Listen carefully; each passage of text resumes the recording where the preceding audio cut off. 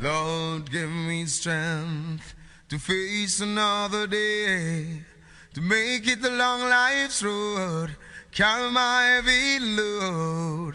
Give me strength, oh Jah, to carry on. Oh, my Lord.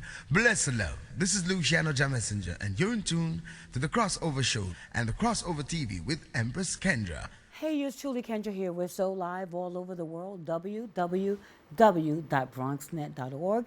Tell a friend to tell another friend. And as you can see, just from me opening up the show today, very special show to me, close to my heart. And baby Grace passed away. She had Dravet syndrome, and it's a form of epilepsy, and it's very dangerous. And she passed away. Her mom Tracy came all the way from Jamaica to NYU to save her daughter's life, and she left her family behind and did everything she could for her daughter, and she passed away. And I miss you from the bottom of my heart, and I never met you. Can you believe I said that? Just like that. So I love you, sweetheart. Your mom spoke highly of you. I met your mom at an NYU conference, and we just talked about you. So Tracy, I love you, sweetheart, all the way in Jamaica. I'm going to send you this show, but we are dedicating the show to your daughter today, and we have parents that are struggling with their children suffering from epilepsy. In hospitals, I meet parents all the time. And today's guest is a good friend of mine. We've become such good friends. Logan Devlin, everybody. She's in my building today. Hello. And I want to say hi, Logan. Hello, thank you for having me. Yeah, we're finally in the building together. I know.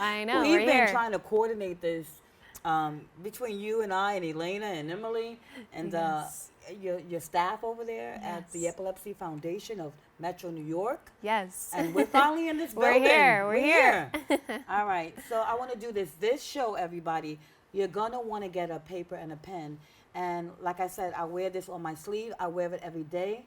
And as a matter of fact, I want to thank you, Logan, for all you do for families. Thank you. Can I thank you from the bottom of my heart? Yes, of course. And I want to salute you. Thank you so much. Thank you so much. I want to thank your organization for all the give backs and all the help that you give us in the community. Mm-hmm. And they are truly community based. And I said this show today is all about, changing lives. Yes. Every time I sit in this chair, my expectation and hope is to make sure that I'm changing lives out there. Mm-hmm. So I'll share my story, Yes. and other people come up and they share their stories. And so today, Devlin is going to help me out Yes. because we're going to show people what epilepsy looks like, right? Yes. And then what do you do, right? Right. Okay. Yes. So you want to give some information to the people? You can tell them your phone, your email Yes. address, and how they can get in touch with you. Yes, of course. So I'm Logan Devlin. I'm the community educator with the Epilepsy Foundation of Metropolitan New York. And you can reach me at my email. It should pop up on the screen here in a bit, but it's ldevlin@efmny.org. And we'll have just some information, talk about seizure recognition, some common treatment options, and just dive into Epilepsy 101. Yes. And I just found out she's a vet. She's a pro at this because she was on Good Morning. I was, yes. You can say it. You can say it. Good Morning America a while ago, but yes, I did a similar concept of sharing the organization's mission and what we do and how we can help other people and families living with epilepsy. With Robin Roberts, right? Yes, Okay. yes. So you might know this face already, this famous face.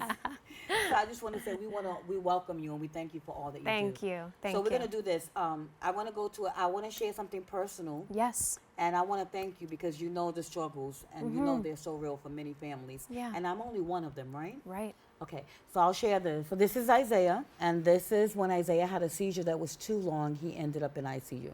This is just the other day. We were in the hospital all weekend doing the EEG, and we have a lot of work to do, hospitals and certain circumstances. And there are referrals and ways to get help. You can ask for an administrator at a hospital. There's certain things that we can do, so we're going to talk more about that.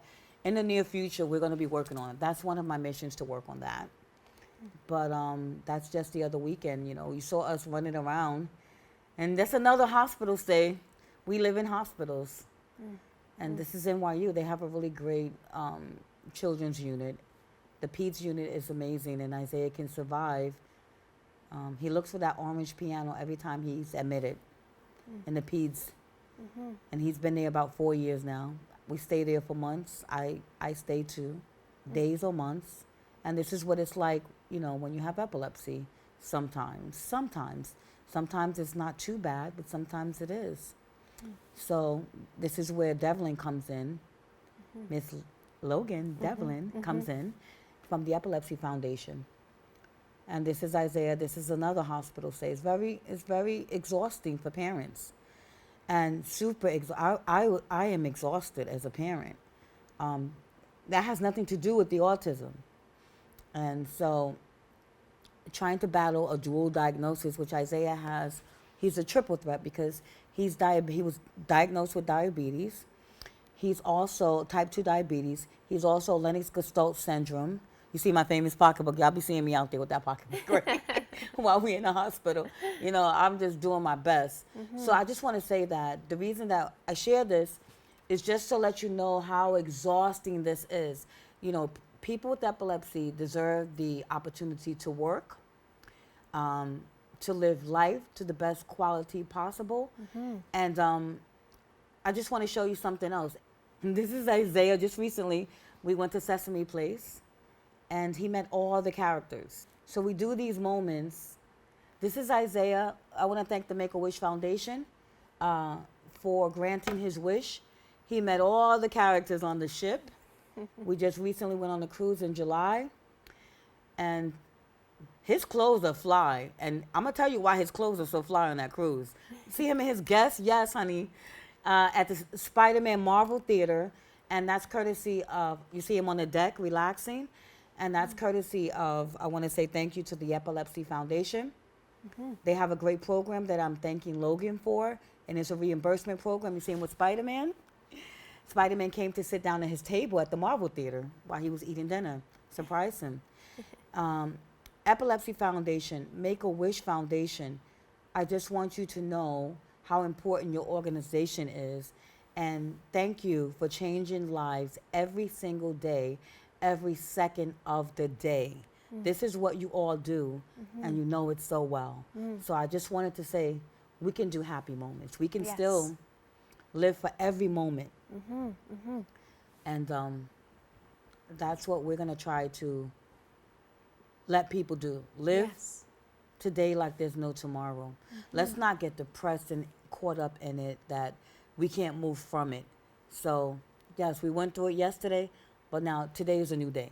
So now here comes, Logan is going to come in now, and Logan is going to give you some information so you can spot, you can know what a seizure looks like.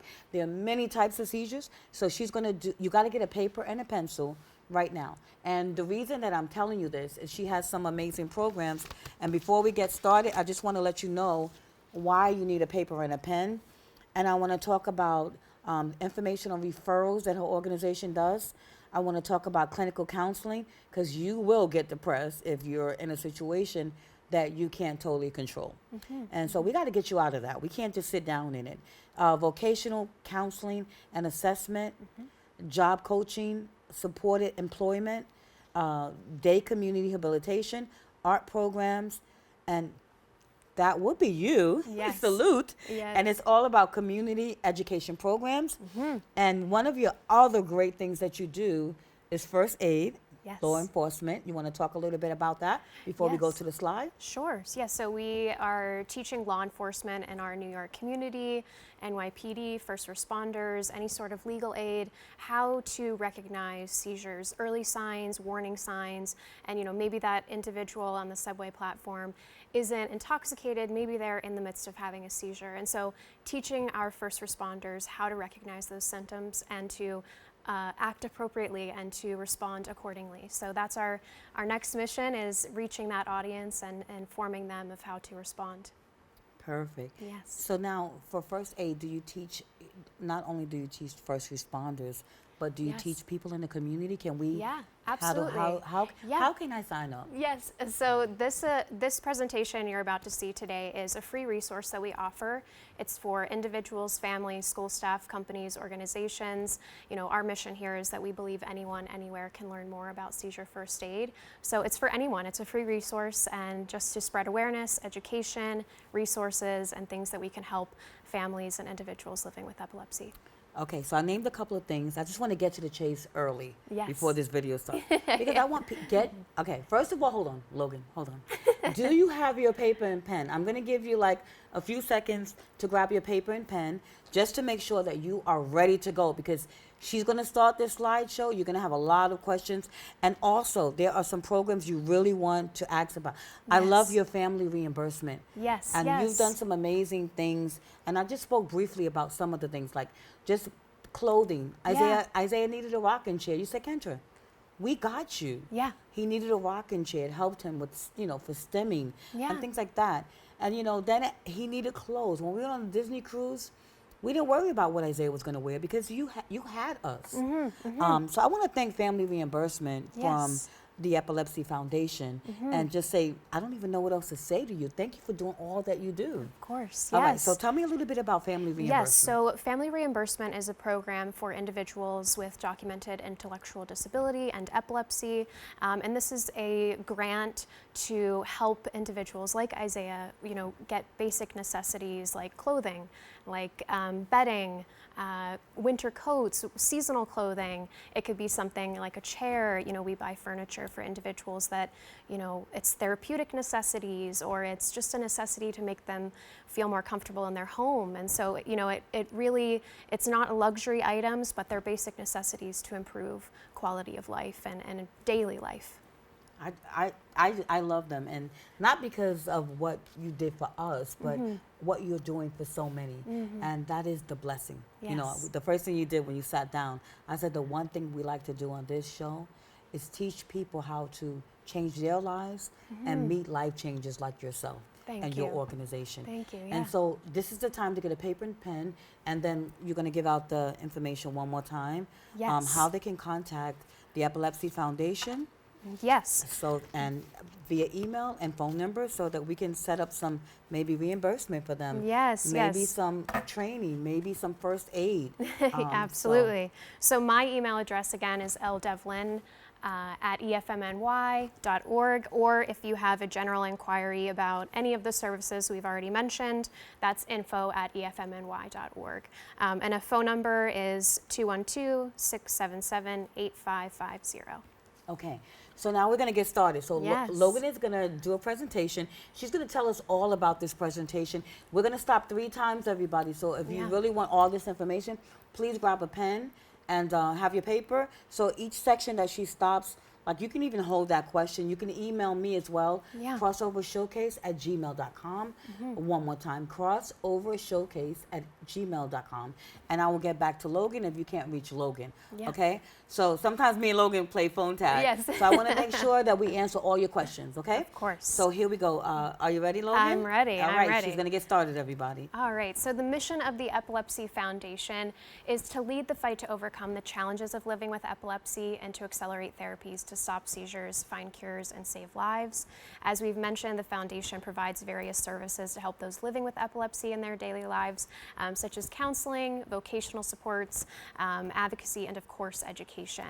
And again, if you have any questions on the services we provide, please feel free to reach out.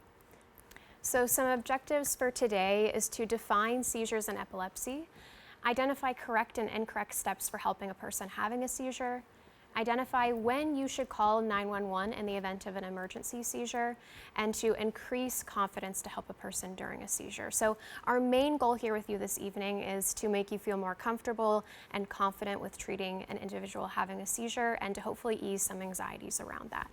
So again, what we'll cover today is why seizure first aid, seizures and epilepsy, and of course, seizure recognition and first aid. And again, if any questions come up, please feel free to reach out to me or to Kendra, and we will be sure to answer your question. So why should I know seizure first aid? Anyone, anywhere can have a seizure, and you can help. Epilepsy doesn't discriminate. Like I said, anyone can have a seizure, and I'm so happy to be here with you today because maybe this could help you outside of your current environment. Maybe it's a friend, a family member, or even a stranger on the subway platform. This information can help you universally. 1 in 10 people will have a seizure during their lifetime. However, not all seizures are epilepsy, and we're going to touch more on that as we go along. So did you know, I usually like to get some thoughts going about maybe some existing knowledge about seizures and epilepsy. So if one of these is familiar to you, just make a mental note. So did you know that most seizures are not medical emergencies? Did you know a person may not be aware they're having a seizure? Did you know seizures are not contagious? Did you know a person cannot swallow their tongue while having a seizure? Did you know epilepsy is a medical disease? And lastly, unfortunately, did you know a person can die from a seizure? So these are some common myths and misconceptions regarding seizures and epilepsy, and we touch on all of these throughout the presentation as well. All right, so moving on to seizures and epilepsy next, and the brain and seizures. So a seizure occurs when there is a temporary change in the way the brain sends electrical signals. So a great way to describe a seizure is an electrical storm in the brain, a misfiring of signals. And like I said, not everyone who has a seizure has epilepsy. You aren't considered a person with epilepsy until you've had multiple seizures and or diagnosed by a medical professional. So for some instances and illnesses, an individual could have a one-time, one-off seizure. That does not indicate an epilepsy diagnosis. It's multiple seizures over the course of a short period of time. So what do seizures look like? Seizures can result in a change in movements, behavior, speech, and awareness. These are just some of the things a seizure can affect. So it's important to note that 2 people could have the same type of epilepsy, but they could still physically look different. So different parts of the brain control different things, and the change depends on the area of the brain affected. So seizure symptoms and signs of seizures vary from person to person, but in most cases are usually consistent and predictable for each individual. So again, seizures look different for each person. They are not a one-size-fits-all. They are very individual. And for this slide, I like to talk about something called a seizure trigger.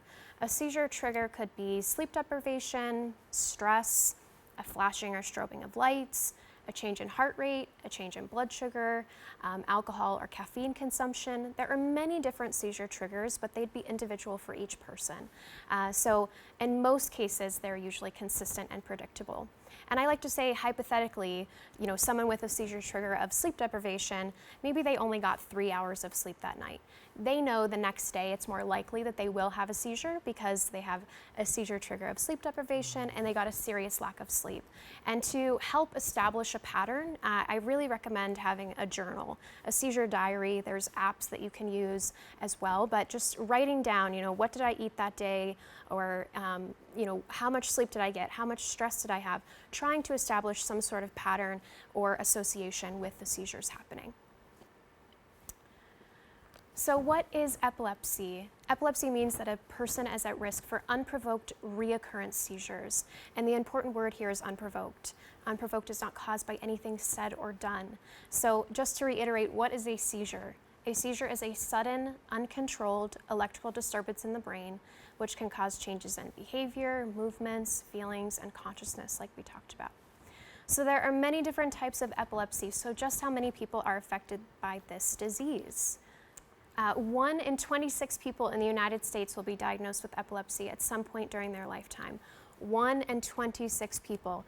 I know that each of us knows at least 26 people. Wow. So 1 in 26 will be affected at some point during their lifetime. That's a lot. Yes, it is. Some more statistics. 65 million people worldwide, 3.5 million people in the United States, almost 500,000 children and youth in the United States, and 1 million other adults age 55 plus in the United States. So epilepsy is actually very common. It's just not talked about nearly enough, and we're hopefully here today to help destigmatize. Some common causes of epilepsy are brain trauma, brain lesions, infections of the brain injury, changes in brain development, stroke, and genetics. And for many people with epilepsy, the cause is unknown. Many people don't have a cause, and it takes years of testing to find out where and why these seizures are happening, which leads to my next slide, How is epilepsy diagnosed? By a medical professional. Someone that can diagnose you is called a neurologist. A neurologist is a specialist in the anatomy, functions, and organic disorders of the nerves and the nervous system. Or another person that can diagnose you is called an epileptologist. An epileptologist is a neurologist who specializes in the treatment of epilepsy. Epileptologists are experts in epileptic seizures, seizure disorders, anticonvulsants, and special situations involving seizures. So no single test is used. There are many tests that can be done. For an example, you're speaking about an EEG, which monitors brain waves and any potential seizure activity. MRIs, CAT scans are done. There are many, many tests that can be done. And lastly here, I have critical information such as medical history and description of the seizures. So some common treatment options are anti-seizure medication. Medication requires a lot of trial and error and sometimes a blend of medicines. And finding that right combination can take time, so evaluation by a specialist is critical when medicines aren't working. For epilepsy surgery, there is invasive and non-invasive brain surgeries depending on the type of seizure and where they're located in the brain. For implanted stimulation devices, there's something called a vagus nerve stimulator, or VNS for short, and this is essentially a pacemaker for the brain. So some individuals may have a sensation or feeling, some sort of indicator that they're about to have a seizure, and with that, there is a small device that's implanted near the collarbone. And so whenever they have that sensation or feeling, they wear this bracelet that has a magnet in it. And when they get that sensation, feeling, whatever it might be, it'd be individual for each person, they take the bracelet, they swipe it across the collarbone. That activates that device to send a signal up through the vagus nerve to the brain to hopefully stop the seizure from happening. There's a more invasive form of this called RNS, and RNS is a small device implanted directly on the brain, similar to an EEG that monitors brain waves and any potential seizure activity.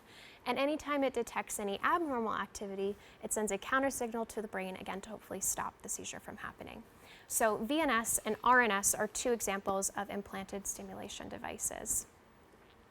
And lastly, I have a medically prescribed diet. I'm sure that many people have heard of the once trendy ketogenic diet. Keto was actually originated as a diet to help people with epilepsy. There's another form of this diet called the Atkins diet. And although the keto Atkins diet you hear of now is of course not the same medically prescribed diet, but they are very similar. And I just want to say with all of that, epilepsy is not always controlled. Even someone that is following a diet, taking medications, listening to doctors' instructions, they could still have breakthrough seizures. And moving on here to challenges for individuals and families living with epilepsy. Medication side effects, caregiver stress, stigma and discrimination, isolation and driving, insurances, finances, emotional and social problems, as well as other health problems. These are just some of the challenges that people with epilepsy and their families live with. And I always like to highlight here for isolation and driving that in New York City we are very lucky. We're always an hour less away to any epileptologist or proper care. We have comprehensive epilepsy centers in all 5 boroughs. So in that regard, care is very accessible and we're lucky in that regard. But yeah, I wanted to talk more here about the challenges and individuals with families. Thank you so much for sharing Isaiah's story and being so vulnerable with that. It's really... I love you, Logan. Logan Devlin is in our building, everybody. Since we still have this up, Yes. You don't have it up over there, guys. Okay, you can see it a little bit. So side effects from the medication. So I'll just touch a few things. Side effects from the medication are sometimes, you know, you have to do the pros and the cons for the side effects. We've been dealing with this. Isaiah had febrile seizures, they call febrile seizures, with high fever instantly from 18 months. And then later on down the line, especially during COVID, he was diagnosed with Lennox-Gastaut syndrome, which he has every form of seizures, which Devlin will get to, Miss Devlin will Yes. get to.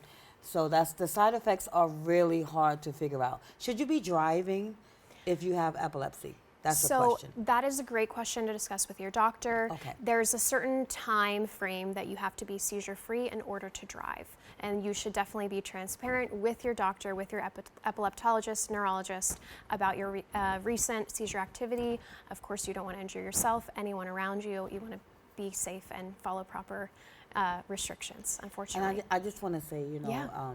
that's hard for people. You know, Yes. you've been independent, you've been driving, and you may not want to give it up. You know, you may not want to talk, you may not want to do that. So, but at the end of the day, just as Logan said, Yes. you know, it's dangerous. Yes. So I really want you to think twice about that one. It's Yeah. very important to think about yourself because God forbid anything would happen to you or someone else. You wouldn't forgive yourself. Yes. I wanted to talk about, so that's isolation that we were talking about, work. You know, we have to work. You know, we still have to work. So Right. there are jobs that we can do. Can we work from home? We can do In some we can work situations, from home, yeah. right? Yeah. So there are other things, and you guys help with that, right? You help Yes. get jobs. We for help with people job that- placement, advocacy in the workplace. I help go and teach your boss how to respond if you were to Wow. have a seizure. Yes, so I love that. we have support all around in the job environment. Yeah. So other health issues, would that be like when I said that Isaiah has a triple threat? So he has Sure. type 2 diabetes, he has epilepsy, which is, and Lennox-Gastaut syndrome, Right.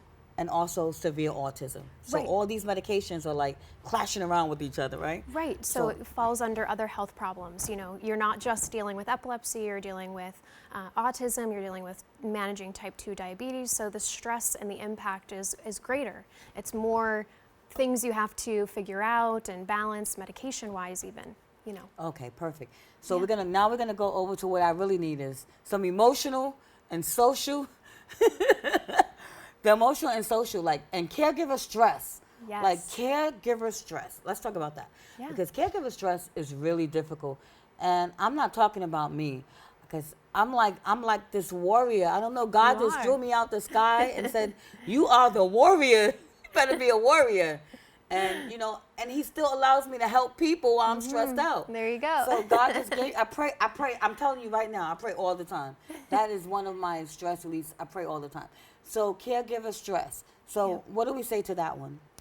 We have support groups for individuals with epilepsy. We are working on a parent support group, a caregiver support group. There are some on EFA.com, epilepsy.com. You can look and sign up. We have a support group interest, so if you're interested in joining our group and starting one, please reach out to me. I'd love to add your Wait, email. do you see my thumbs? Yeah. You see my thumbs up in your, look, I put my thumbs up in your shot. I'm interested. I'm Yes. definitely interested in Let us that. know, and we would love to support caregivers in that way. So come on, everybody, just give your email out again so we can get this Yes. support, me and you Yes. and Logan, get Yes. this support group going. Yes, ldevlin@efmny.org. Okay, so stigma, discrimination, and fear. Now, I'm not joking on this one. Yeah. This one is like, you know, it touches my heart because what happens is that stigma, discrimination, not feeling that you could get fired from a job if you reveal that you have epilepsy, trying to hide it from people that you care about, relationships. You know, we shouldn't be judged by something that we have no control over. Right, Right? right, So I'll absolutely. let Devlin. Miss Yes, Devlin, come right yes. on in. Yeah, so discrimination definitely in the workplace, and again, we can help with that understanding, we can help with the education so that there's, you know, that's really the point of this presentation, is to take away a lot of the fear, because people think, you know, the way it's displayed in movies and Hollywood, you know, they think it's something so different and it can present so different than how we stereotypically think of it. And so I think it's important to have the tools and know what to do, or the warning signs, so that it takes some of the fear away. Knowledge is power. So knowing what you can do to help an individual can release some of that stress and anxiety and fear. Thank you so much. Logan Yes. Devlin is in our building. And insurance, finances, and housing, the last one. Yes, yes, insurance, finances, those are all struggles that people with epilepsy live with, managing, you know, does this doctor cover my insurance? Does this, this medication they prescribe, does my, you know, so it's such a constant battle, and these are just some of the challenges that families and individuals live with, yeah. I love you. Thank you so much. Yes, of I'm going to course. let her move. We're going to move on to the next section, everybody. Yes, so we're moving on here to seizure recognition and first aid.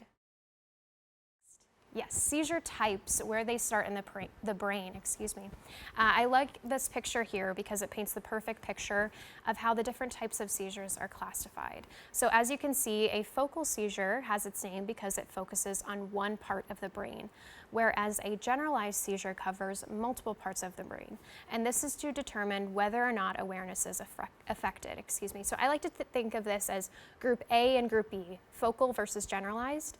And underneath group A and group B, focal versus generalized, there's over 40 different types of seizures and seizure syndromes, but they would fall under group A or group B, focal or generalized. Wow. Yes, next. Unbelievable. So what to look for during a seizure? What did you see or hear first? What happened next? How long did the seizure last? These are just some questions to have at the forefront of your mind when someone is having a seizure, early signs, during a seizure, and after a seizure.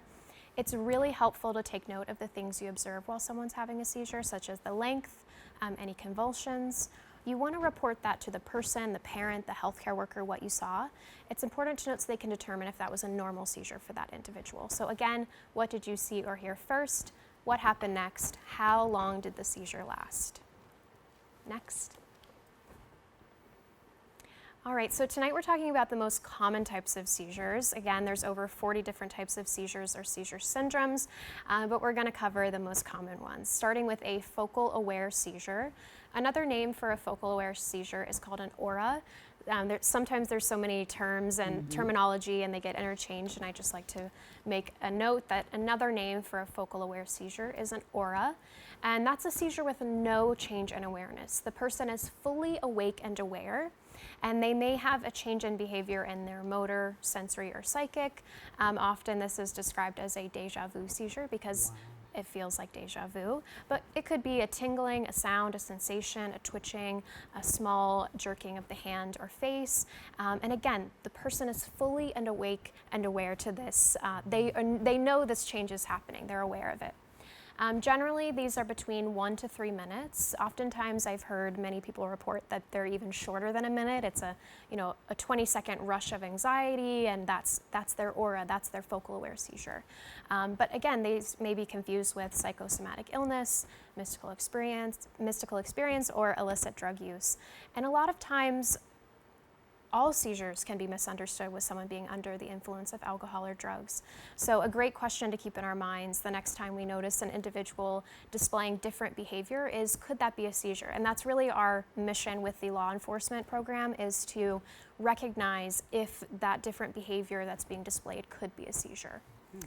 So yes, that's a focal aware seizure. And moving on to a focal impaired seizure. You weren't kidding about the pen and paper, because I'm really throwing it out. I'm telling you, they need it. You better have, I have mine. Yes.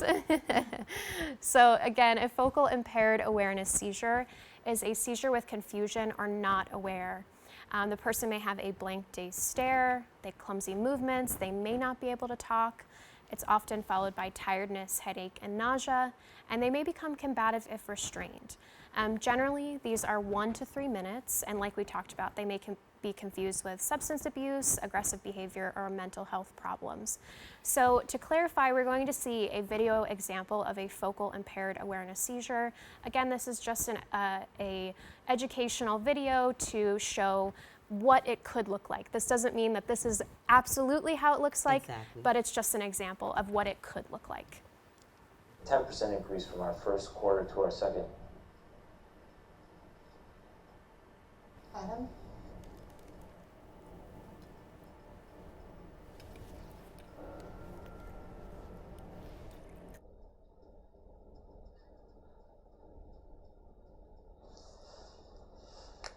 You're okay, Adam.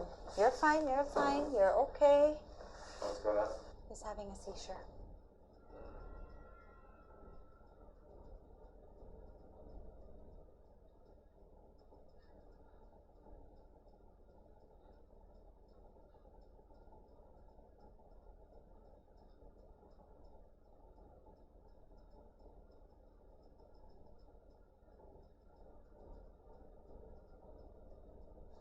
It'll pass. He's okay. You're okay. Do you need help? Do you need me to call 911? No, it's not an emergency. You're okay, Adam. You're okay. Do you mind pushing back the chair, please? Thank you.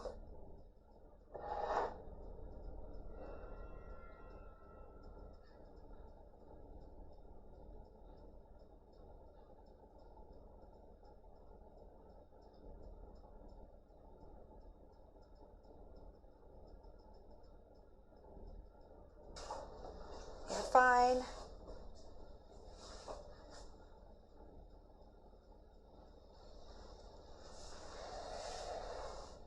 It happened again? He just had a seizure.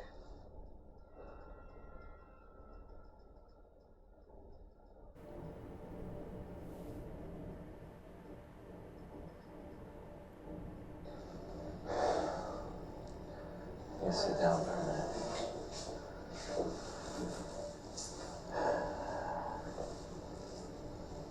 Guys, this happens to me sometimes. I have epilepsy. This happens to me sometimes. Just bear with me for a couple of minutes. Okay, so let's talk about that. Perfect. It was perfect. Yeah. Perfect. So what to do in the event that you see a focal impaired awareness seizure. You want to time the seizure. You want to speak quietly in a reassuring manner. Some people may be able to hear during their seizure. You never want to yell at the person or restrain them. They may be confused and react differently to different stimulation. And you want to keep them from wandering or running into dangerous places or objects. So as we saw in the video, she gently guided him, open palm around the room. She never grabbed or gripped him or tried to turn his direction. She just gently guided him out of harm's way. And of course, if the person is in immediate danger and you need to intervene, obviously do so, but we want to intervene as little as possible because again, this person is in a confused state and they may react differently. So of course, keep the person safe. But in summary, what to do: time the seizure, stay with the person, and keep them safe. Can I just? Yes. You see what she said? She said time it. Very important. The first thing I do when Isaiah has a seizure, I don't do anything but turn him to his side. And first thing first, look at the clock because I need to, time is moving. Because we have to administer rescue meds. For each person, that rescue med is something, time is different. But for each person, I know for Isaiah, his rescue med time is 3 minutes. Right.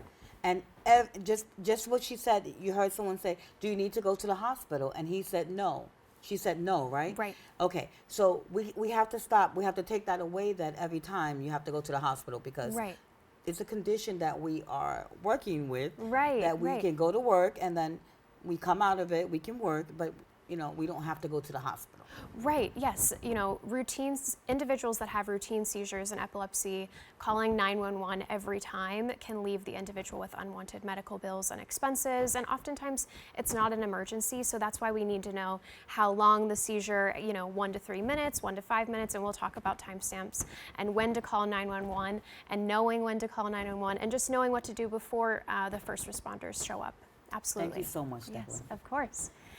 So call 911 if the seizure is prolonged, if it's more than 5 minutes of impaired consciousness, if there are 2 or more impaired awareness seizures without the return of consciousness between seizures. So if the individual is having back-to-back seizures, you definitely want to call 911.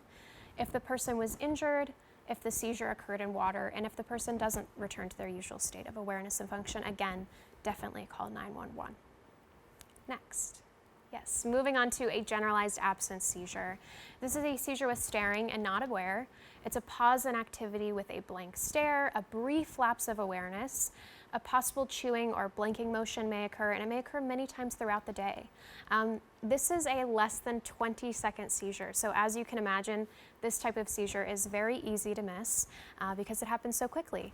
And this is often confused with daydreaming or attention problems. This type of seizure is more prevalent in childhood and adolescence, which is often amplified in a classroom setting, the confusion with daydreaming or attention problems. So this one I specifically talk a lot about in a school setting and teachers, and recognizing the warning signs that, that this student isn't just daydreaming. Like, nobody's home, the lights are off, like there's a disconnect rather than them not wanting to pay attention to the material. So the doctors had told me to wave your hand. Right, like it's a blank dazed stare, and it also can look like fidgeting, it can be smacking of the lips, there'd be other signs. It wouldn't just be that I don't want to pay attention to this lesson plan or I'm uninterested. It would be that nobody's really home, and like exactly waving your hand, checking to see if that person is aware. So we're going to see a quick video example of a generalized absence seizure. Okay, no. Stop. Don't worry about the alarm. We can win this. We only have 30 minutes to make the Christmas extreme cake. It's okay. Get the cake in the oven. I need for you to carry out the directions. Will you be there for me? Of course I will. Do you have any questions? Yes. What happens if the alarm goes off?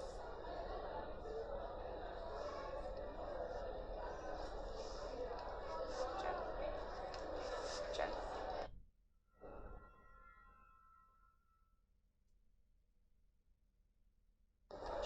Oh, hold on a sec. I think she's having a seizure. Is she okay? Should I go get the teacher? No, this is normal. It's fine.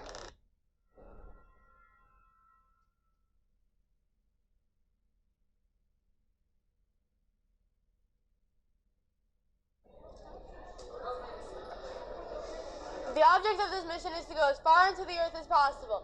The alarm means nothing.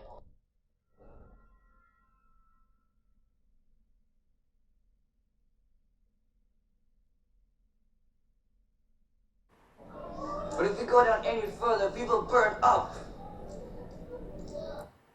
Okay, so let's talk about what we just saw. So what to do in the event that you see a generalized absence seizure. You want to keep a person who looks confused in a safe place, take any dangerous objects out of their hands, and remove the person from any dangerous activities during that confused period. And again, I like to show this video because the individual picks up with their lines from the school play as if nothing happened. So some individuals may not realize that they've had a seizure, or they pick back up, and that's why it can be so easy to miss and why we need to know and recognize the signs and symptoms. That's why we have Logan Devlin in the building. Next. All right, so moving on to a tonic-clonic seizure, or formerly known as a grand mal seizure. Again, the terminology, it's just been updated for a better, accurate diagnosis. So this is a seizure with a loss of consciousness, a sudden hoarse cry, a fall, a stiffening and jerking rhythm to the limbs and body, shallow breathing, drooling may occur, and possible loss of bowel or bladder control. Typically, these are between 1 and 3 minutes, and they're often followed by confusion, headache, tiredness, soreness. Maybe they bit their tongue and have speech difficulty. So again, we're going to see a video example of a tonic-clonic seizure, formerly known as a grand mal seizure.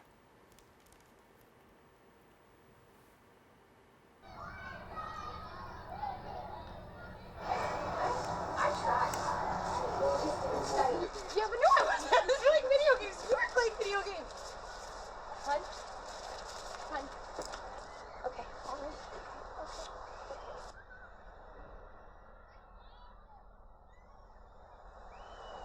Hun, it's okay. Excuse me, ma'am. Can you please pass me my sweater and my bag over there? It's okay. Sure, what happened? It's okay. He has epilepsy. Should I call 911? No. Hun, it's okay.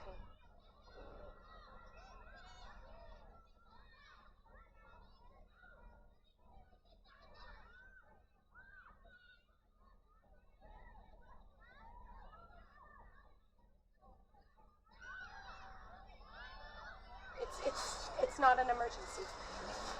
Hun, it's okay. Is he going to swallow his tongue? Are you supposed to put a spoon in his mouth or something?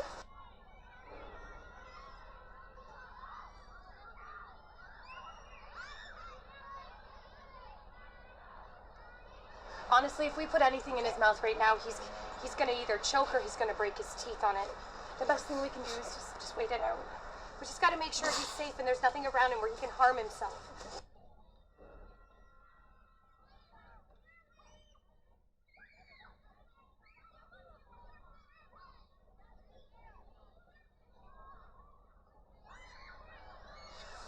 It's okay. It's okay. It's okay. It's okay.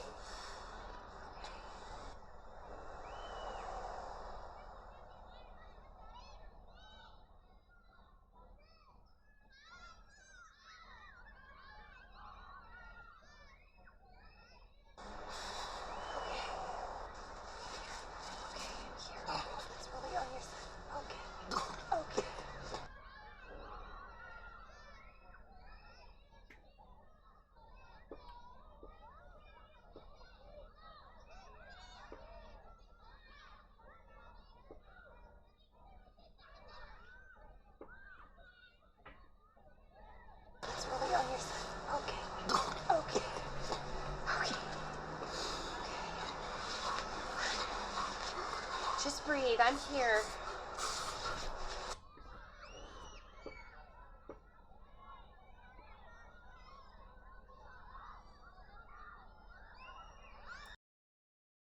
what we just saw.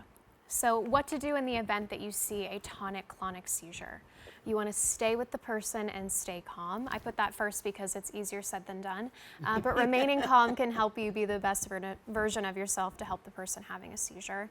You want to time how long the seizure lasts, especially the stiffening and jerking movements. Again, the convulsions part of the seizure are generally between 1 and 3 minutes. You want to place something soft under the head and neck. As we saw in the video, she grabbed her sweatshirt, any soft book bag, as we enter the colder months, jackets, coats, scarves, anything soft to protect from the hard surface of the ground. Keep the person away from any dangerous objects. In a classroom setting, I like to reiterate to push tables, chairs, desks out of the way so the person has adequate space to have their seizure. Loose and tight clothing around the neck. We just want to make sure that the airway is clear and the individual can breathe. And you want to turn the person onto one side with the head and mouth angled toward the ground. So there's a few things I like to clarify from the video we just watched. Again, it's for text and educational purposes, but you want to turn the person onto one side with the head and mouth angled toward the ground immediately. So absolutely don't hesitate turning the person onto their side. There's excess saliva produced, sometimes the individual has bit their tongue and there's blood, maybe the individual is vomiting. Those fluids need somewhere to go, so turning them onto their side with the head and mouth angled toward the ground is a crucial step in seizure first aid. So an easy way, and the other thing I like to preface from the video we just watched is that when the individual is going into their seizure, they do a very graceful trust fall, again, for educational purposes, but that never happens. If you feel that the individual fell, hit their head, were injured on the initial fall itself, and you need to call 911, definitely do that. There's a lot of gray area in seizure first aid and using your discretion, and so I just want to clarify that there's really rarely a time when you would be able to catch somebody. So, exactly. So if you feel that they fell, they hit their head, they need medical attention, definitely use your own discretion in that moment. Can I say something quickly? 1 second. Okay. I wanted just to say, just to summarize this and make it simple, an easy way to remember tonic-clonic seizure first aid is stay safe side. You want to stay with the person, you want to keep them safe, and you want to turn them onto their side. So stay safe side for tonic-clonic seizure first aid. Yes, Kendra? I just wanted to say that turning them to their side, as you spoke about, so the breathing aspect of being able to breathe a little bit better. Yeah. And because pneumonia could set in as well yes. if they're swallowing incorrectly. Yes. Okay. Yeah. That was That was it. That was basically it. And also that I was holding on to this. I'm sorry. No, please. I didn't want to say it before, but when someone is having a seizure, they're dead weight. So first of all, it's going to be very difficult to turn them on their side. That's going to be depending on how big the person is. Isaiah has his seizures in his sleep. Mm-hmm. So since he has his in his sleep, he's just dead weight and he's just knocked out. So I don't have to worry about catching him. I just have to worry about trying to get him over when he's 2 times his weight. So you might find a struggle with that. So I just want, I don't know about catching somebody. That's totally above my thought. Right. So. No, that example I always like to preface, again, for educational purposes. We're rarely trying to catch somebody, if ever. But yeah, turning them onto their side, if you have issues with that, even propping them up with a pillow so that their head is turned one way could be a great way. We saw in the video she was gently holding his head.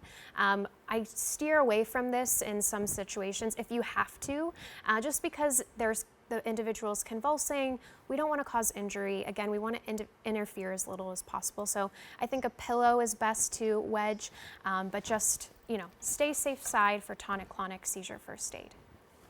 All right. Thank you so much. Yeah. So do I call 911?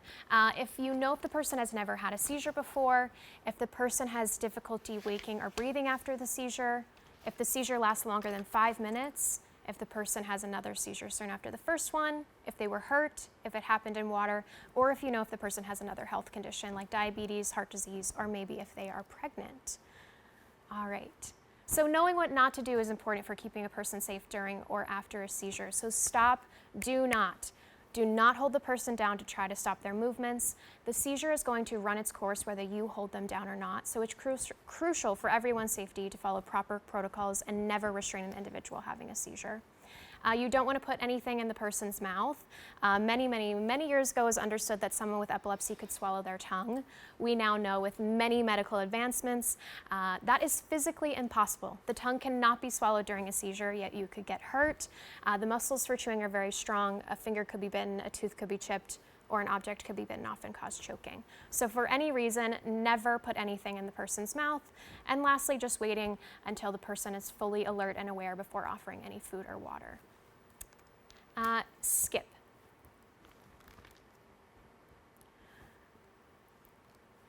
So what to expect after a seizure? The recovery period or the postictal period refers to the time immediately after a seizure, before a person returns to their usual state of awareness and function. And how a person feels and functions will vary depending on the type of seizure and the individual. So how to help in the recovery period? Help a person to a safe place to rest, check if they are alert and aware, and just stay with them. So again, we talk a lot about timestamps in this presentation, and I like to clarify that most seizures are between 1 and 3 minutes.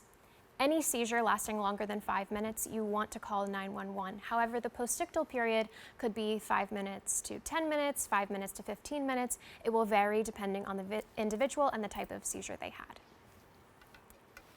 All right, so when more help is needed, Kendra had mentioned this earlier, some people may have a medicine or treatment to use if seizures are different or more than usual. This is called a rescue therapy. A rescue therapy is a medicine or treatment given to the person having a seizure to shorten the current seizure or to hopefully prevent the next seizure from happening. These are not in place of someone's regular medications. It says as needed additional medicine that a medical provider will prescribe if necessary. So ask your medical provider about a rescue therapy. Next. So moving on to a seizure action plan. This is a great resource that I like to share. This can be followed in any sort of situation.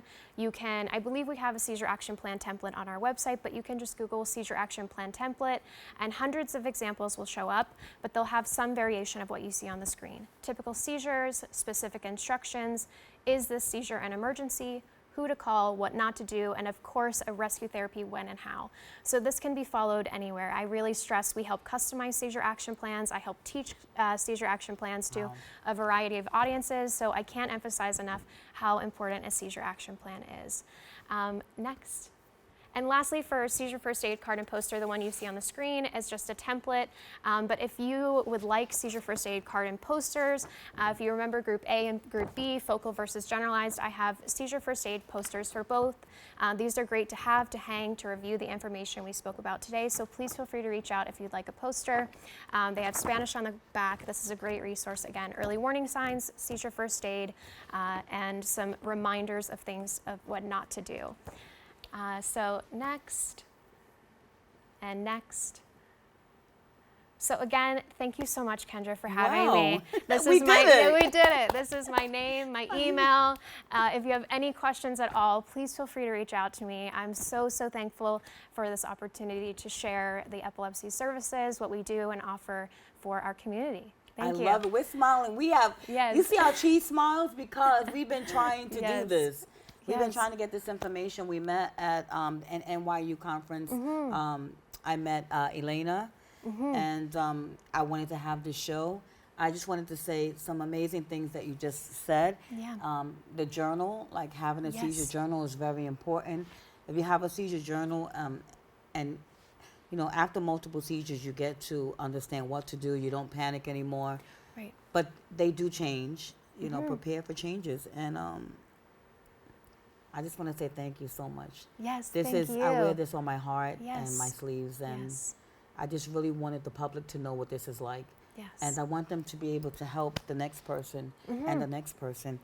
And this is hard, but it doesn't have to be that hard. Because, you know, there's support. You guys are support. Yes, of course. So let's give out the information one more time. This is Logan Devlin from the Epilepsy Foundation, Metro New York. And if you want to get in touch with Logan, she's going to give out her email address one more time. On the screen, ldevlin@efmny.org. My cell is 917-819-1340. You can contact us at info@efmny.org. And yes, we're happy to help. We're here to serve and talk about the resources and how we can help you, your family, your loved one.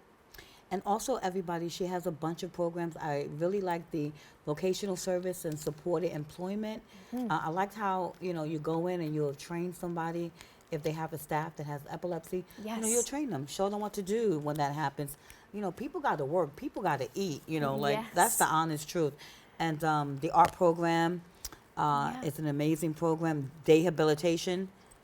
So I just want to say thank you so much. And I have mine, so you guys better reach out to us. You can reach out to my email, crossovershowcase@gmail.com. If you're just tuning in, don't forget about the reimbursement program that they have, and you could close out with that maybe?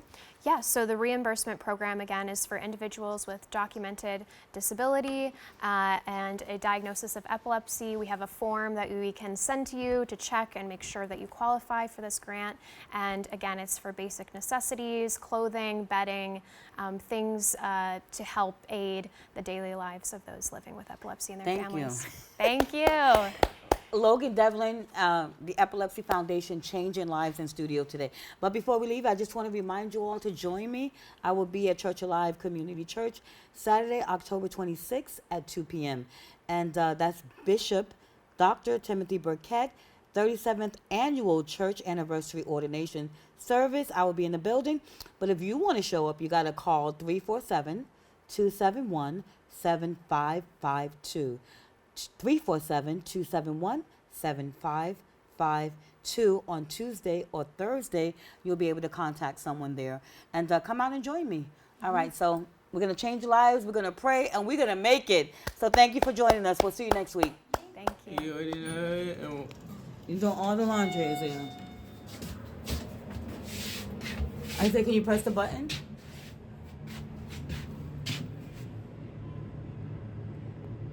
Where's the button? Can you see it? Okay. You doing better? Your eyes are feeling better? Isaiah, are you okay? Yeah.